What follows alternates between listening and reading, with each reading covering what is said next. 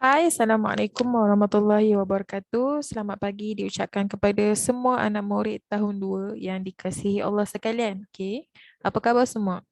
Saya harap kamu semua berada dalam keadaan sihat dan masih lagi bersemangat untuk melaksanakan sesi PDPR kita pada pagi ini.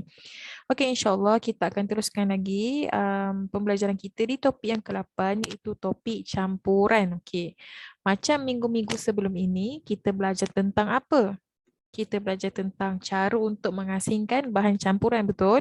Ada 5 cara untuk kita mengasingkan bahan campuran. Okey, yang pertama kita ada menyisir, kedua kita ada menggunakan magnet, yang ketiga kita ada mengayak dan seterusnya. Okey, kamu boleh tengok sendiri. Okey, jangan lupa untuk bawa ulang kaji.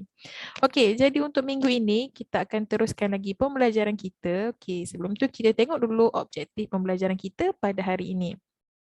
Okey, di akhir pembelajaran ini, murid dapat mengenal pasti bahan yang boleh larut dan tidak boleh larut di dalam air dengan menjalankan siasatan. Okey, hari ini kita nak belajar ada beberapa bahan yang boleh larut dalam air dan ada juga beberapa bahan yang lain yang tidak boleh larut dengan air. Okey, jadi Ustazah akan jalankan satu siasatan selepas ini. Okey, yang kedua, merumuskan cara bahan boleh dilarutkan dengan lebih cepat dengan menjalankan penyiasatan. Okey, ini pun sama juga, kita nak merumuskan cara bahan yang boleh dilarutkan dengan cepat berdasarkan penyiasatan. Okey, jadi kedua-dua subtopik yang kita akan belajar hari ini, kita perlu jalankan penyiasatan. Okey, so jom kita tengok video ini. Okey.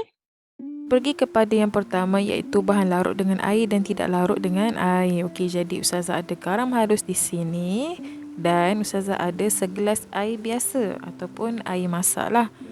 Okey, jadi apa yang perlu kamu buat? Kamu perlu kacau sehingga sebati. Okey, cuba kamu lihat. Adakah garam tersebut larut bersama air? Ya, garam halus dapat dilarutkan di dalam air. Cuba kamu tengok, garam pun sudah tidak kelihatan. Okey. Jadi, Ustazah gunakan bahan yang kedua iaitu kacang hijau. Okey, jom kita tengok adakah kacang hijau dapat dilarutkan di dalam air ataupun tidak. Okey, jadi kamu masukkan kacang hijau dalam air, kacau sehingga sebati. Okey, jadi hasilnya kacang hijau tidak larut di dalam air. Okey.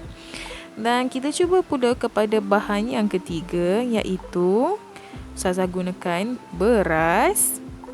Okey, kita tengok adakah beras dapat dilarutkan di dalam air ataupun tidak. Okey, jadi masukkan beras di dalam air tersebut dan hasilnya beras juga tidak dapat dilarutkan di dalam air. Jadi yang hanya larut dalam air adalah garam sahaja. Benda yang paling penting kamu kena kacau. Okey, kalau kamu tak kacau, kalau kamu biarkan, memanglah tak akan terlarut. Okey, jadi garam sahaja yang boleh larut bersama dengan air.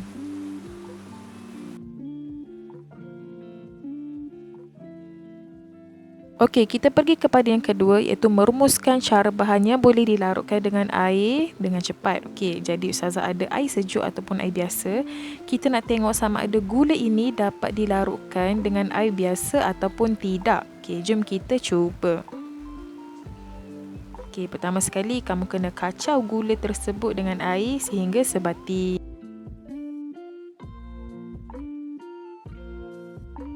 Okey, kalau kamu tengok daripada keadaan cara Ustazah kacau tu, sebenarnya gula dapat terlarut bersama dengan air. Tetapi mengambil masa yang agak lama sebenarnya. Kita nampak tu Ustazah terpaksa lajukan juga video sebab sangat lama untuk Ustazah larutkan gula bersama dengan air biasa. Tetapi pada akhirnya gula tersebut dapat dilarutkan bersama dengan air. Cuma mengambil masa yang agak lama untuk kita mengacau. Okey. So yang kedua, Ustazah gunakan air panas pula. Okey, Ustazah tetap ada gula di sini. Okey, kita cuba tengok. Kalau guna air panas, cepat ataupun tidak, gula ini dapat dilarutkan. Cuba kamu tengok. Gula akan cepat larut di dalam air panas. Bila kita guna air panas, gula dapat dilarutkan dengan lebih cepat. Dengan beberapa kali kacau saja, nampak tu. Gula sudah tidak kelihatan di dalam air. Maksudnya ianya telah dilarutkan. Okey?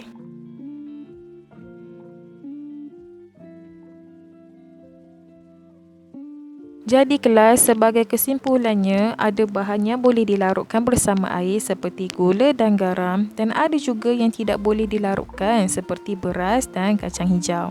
Okey, yang kedua, bahan boleh dilarutkan dengan lebih cepat di dalam air panas. Dan yang ketiga, ini paling penting. Kita perlu kacaukan bahan tersebut. Kalau tak kacau, itu sebabnya bahan tidak boleh larut. Okey. So, itu sahaja untuk pembelajaran kita pada minggu ini. Okey. Wallahu a'lam. Sebarang persoalan atau pertanyaan boleh tanya Ustazah di nombor yang tertera. Wallahu a'lam. Assalamualaikum.